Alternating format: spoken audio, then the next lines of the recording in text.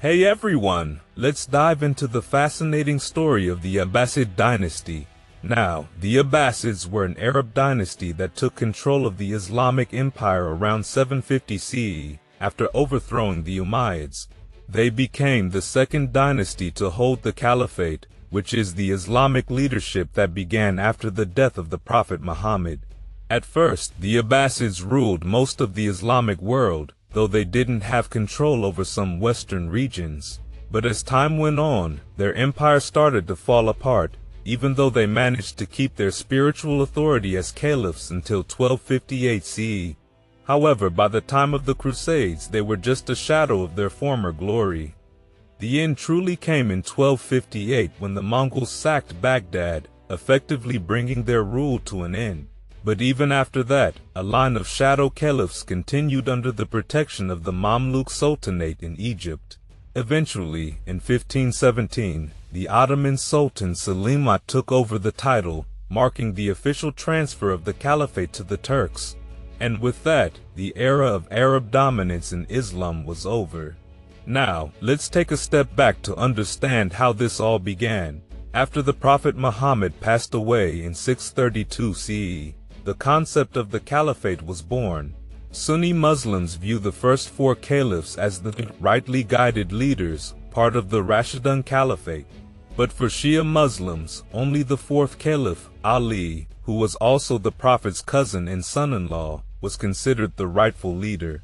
The first three, they believe, were usurpers. After Ali's assassination in 661 CE, the Islamic world saw the rise of the Umayyad dynasty, a period marked by absolute monarchy. The Umayyads were strong rulers and skilled administrators, maintaining their empire through a mix of politics and military power.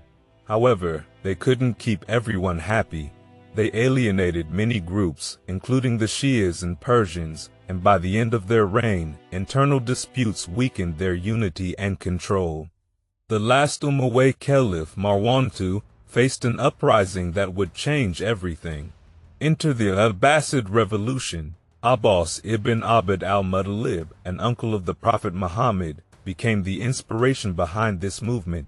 His descendants raised the banner of giving the Prophet's family their rightful place on the throne, though they were vague about who exactly they meant by the family. This ambiguity played to their advantage, as it allowed them to rally support from various groups. The mastermind behind the revolution was a mysterious figure named Abu Muslim. He carefully orchestrated the downfall of the Umayyads, using brilliant political strategies to set the stage for Abbasid rule. By 750 CE, the revolution reached its peak. The reigning caliph Marwan II, in a desperate attempt to save his empire, ordered the capture and execution of the Abbasid leader Ibrahim. But this only fueled the movement. Ibrahim's brother, Abu Abbas, took the reins, vowing revenge. In a decisive battle near the Greater Zab River, Abu Abbas led the Abbasid forces to victory, and Marwan fled, only to be killed later in Egypt. Abu Abbas, known as the Bloodthirsty, was declared the new caliph. But the Shias soon realized that their hopes had been manipulated. The Abbasids had used their loyalty to Ali's family to seize power for themselves. So, that's how the Abbasid dynasty began, rising from a well-planned revolution to become one of the most significant powers in Islamic history. And after the decisive victory at the Battle of the Zab, Abu Abbas as-Safa wasted no time solidifying his power. He quickly moved his forces to Central Asia to confront the Chinese Tang dynasty, culminating in the Battle of Talas in 751 CE, where the Abbasids secured a critical victory. This battle marked the end of Chinese expansion into the Islamic world. Interestingly, after this clash, the Abbasids shifted their focus. Instead of seeking more territorial conquests, they aimed to strengthen and protect the vast lands they already controlled. As-Safa was ruthless in his consolidation of power. Determined to wipe out any remnants of the Umayyad dynasty, he ordered the desecration of their graves in Syria and massacred the surviving male members. In one particularly grim episode, those who had gone into hiding were invited to a feast under the guise of peace and safety. But it was a trap. They were brutally murdered in front of the banquet guests, who continued their meal as if nothing had happened. However, there was one Umayyad who escaped this bloodbath, Abd al-Rahman I. He fled all the way to Spain, where he founded the Emirate of Córdoba in 756 CE, laying the groundwork for an Umayyad revival in the west. As for as-Saffah, he didn't enjoy his rule for long, dying just 4 years after becoming caliph. His younger brother, Ja'far, known as al-Mansur, took over in 754 CE, continuing the tradition of adopting grand titles to signify their rule. Under al-Mansur, the Abbasids needed a new capital to solidify their power and influence. He chose a spot near the Tigris River and founded Baghdad, which soon grew into a thriving metropolis that surpassed all European cities in size and splendor. However, al-Mansur's reign was also marked by his severe treatment of those he saw as threats. The descendants of Ali, who had initially supported the Abbasid uprising, now found themselves on the receiving end of al-Mansur's paranoia. Accused of plotting against him, many were provoked into revolt and then crushed with brutal force. Even Abu Muslim, the man who played a key role in the Abbasid revolution, was not spared. His increasing power made him a target, and al-Mansur had him executed, his body discarded into the Tigris River. These harsh actions left many who once despised the Umayyads feeling a surprising sympathy for them. Despite his ruthless methods, al-Mansur is often credited as the true architect of the Abbasid dynasty, shaping its early years with strong leadership and political acumen, even if his cruelty cast a long shadow over his achievements. Then came al-Mansur's son al-Mahdi, who ruled from 775 to 785 CE. Al-Mahdi was a different kind of leader, generous and pious. He tried to make amends for the harsh actions of his father, treating the Alids with kindness, releasing prisoners, and compensating them for their losses. His beloved Al-Khazurin, a former slave whom he elevated to the status of queen, was a testament to his more compassionate side. But al-Mahdi wasn't weak. He responded fiercely to any threats, particularly from the Byzantines. When they launched incursions into Muslim territories, al-Mahdi's forces pushed them back, extracting heavy tributes as a penalty. In 782 CE, al-Mahdi sent his son, the future Harun al-Rashid, to lead a campaign against the Byzantine Empress Irene. Harun's success forced the Byzantines to seek peace. Unfortunately, al-Mahdi didn't live to see the fruits of these victories. He was poisoned by one of his concubines, leading to his son al-Hadi taking the throne.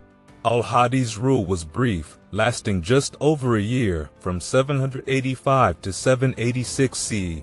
Unlike his father, al-Hadi was not interested in following the established plans. He wanted to ensure that his own sons would inherit the caliphate and took steps to diminish his mother's influence over the court. There are even rumors that he tried to poison her to consolidate his power. However, al-Hadi's sudden death at a young age, whether due to illness or more sinister causes, remains a subject of debate. His unexpected demise paved the way for his brother Harun al-Rashid to become one of the most famous Abbasid caliphs in history. And now we arrive at the reign of Harun al-Rashid, who ruled from 786 to 809 CE. Harun al-Rashid stands out as one of the most celebrated caliphs of the Abbasid dynasty, and even if we strip away the myths and legends surrounding him, his real-life impact was undeniable. He was a great patron of the arts and sciences, and under his rule, the Abbasid Caliphate entered a golden age of culture and learning. One of his most notable achievements was the establishment of the Bayt al-Hikmah, or House of Wisdom, in Baghdad. This grand library became a center for knowledge and scholarship, where ancient Greek texts were translated into Arabic. These translations would later be crucial in sparking the Renaissance in Europe. Although Harun wasn't particularly hands-on with the day-to-day administration, he knew how to pick the right people for the job, appointing capable and trustworthy officials to manage the affairs of the state. His reign saw advancements not just in culture but also in governance and military strength. However, peace with the Byzantines was short-lived, and in 806 CE, the Byzantine Emperor Nikephoros I decided to break the treaty. Harun was not one to back down from a challenge. After receiving a provocative letter from Nikephoros, he famously replied, "From Harun, the commander of the faithful, to Nikephoros, the dog of the Romans. Verily, I have read your letter. The answer shall be seen, not heard." Fueled by anger, Harun led his army in person, delivering a crushing defeat to the Byzantines and forcing them into a humiliating peace agreement. During Harun's reign, a shift in political dynamics began to take shape. The western province of Africa had become a thorn in the side of the Abbasid administration, difficult to control and expensive to maintain. Enter Ibrahim ibn al-Aghlab, a shrewd statesman who proposed a new arrangement. He would govern Africa as a semi-independent principality, paying an annual tribute to the caliph while swearing loyalty to him. Harun agreed, and thus the Abbasid dynasty was established. This seemingly minor change marked the beginning of a long process of decentralization and fragmentation in the Abbasid Empire. Harun's biggest challenge, however, came from within his own family. He needed to decide on a succession plan for his two sons, al-Amin and al-Mamun. Harun's solution was to divide the empire between them, with al-Amin as the caliph and al-Mamun ruling over a significant portion of the realm as a vassal. But this arrangement was doomed from the start. After Harun's death, tensions between the brothers erupted into a full-scale civil war, known as the Fourth Fitna. The conflict raged from 811 to 819 CE and brought widespread chaos to the empire. Initially, al-Amin had the upper hand, but as the war dragged on, his fortunes waned. Eventually, his brother's forces besieged Baghdad, al-Amin's last stronghold. Faced with no other options, al-Amin surrendered, but he met a tragic end, killed by Persian soldiers. Some say al-Mamun was truly grieved by his brother's death, going so far as to adopt al-Amin's sons and punishing those responsible for the murder. After al-Amin's death, al-Mamun took control in 813 CE, ruling until 833 CE. Although his reign marked the peak of the Islamic Golden Age, it was also a time of controversy. Al-Mamun was deeply invested in intellectual pursuits, even more than his father, but his attempts to introduce rationalism into Islamic theology, including the idea that the Quran could be subject to interpretation and change, sparked backlash and alienated many within the Muslim community. Following al-Mamun's death, the Abbasid Caliphate entered a prolonged period of decline. His successors, including al-Mutasim and al-Wathiq, struggled to maintain the authority and prestige of the Caliphate. They increasingly relied on a private corps of Turkish bodyguards, whose influence over the court grew disproportionately. This dependence proved to be a double-edged sword.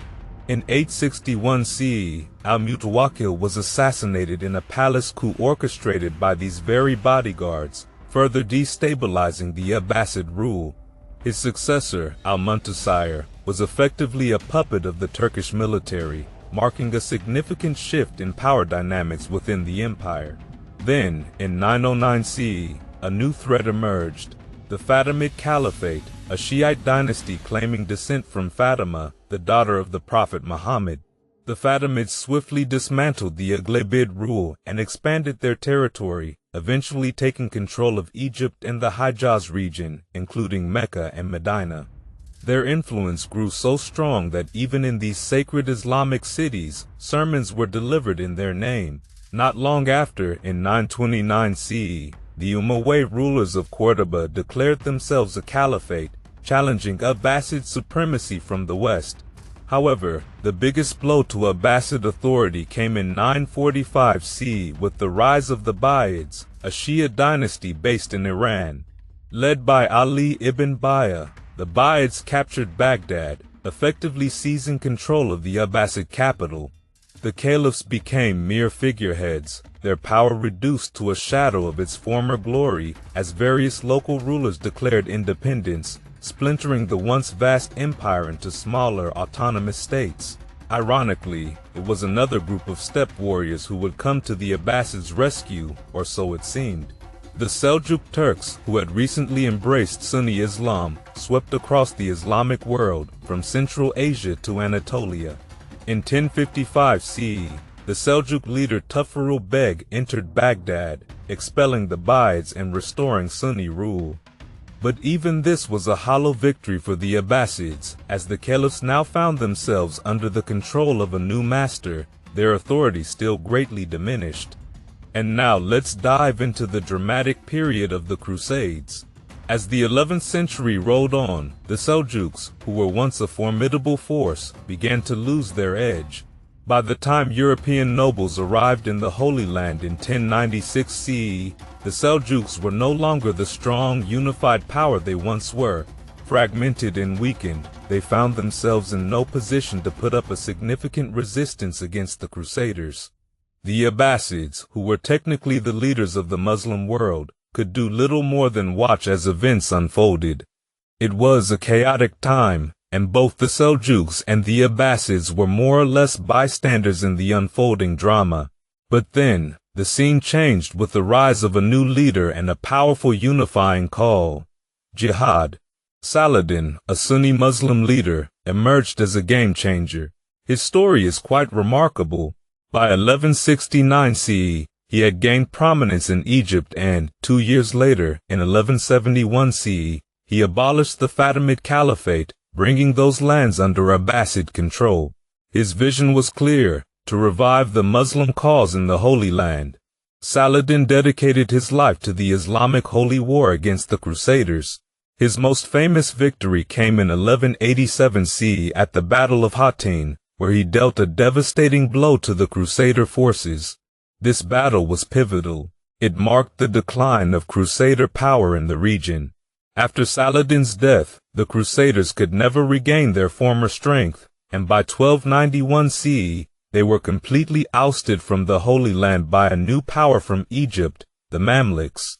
While all of this was happening, the Abbasids were quietly working to regain some of their former military and political strength.